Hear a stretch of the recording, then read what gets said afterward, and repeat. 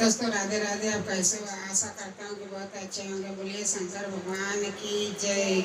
शिवा गुरु हमेरा मरसिया हो, सबके मार लिहले मातिया। शिवा गुरु हमेरा मरसिया हो, सबके मार लिहले मातिया। मातिया ही मारी शिवजी मोचिया बैठवल।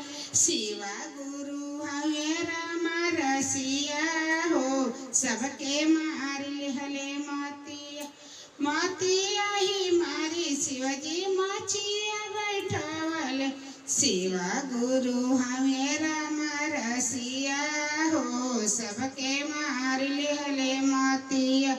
मातिया ही मारी शिवजी महला उठाइले।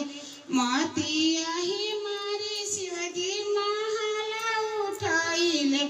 शिवा गुरु हमेरा मरसिया हो, सबके मार लिहले मातिया।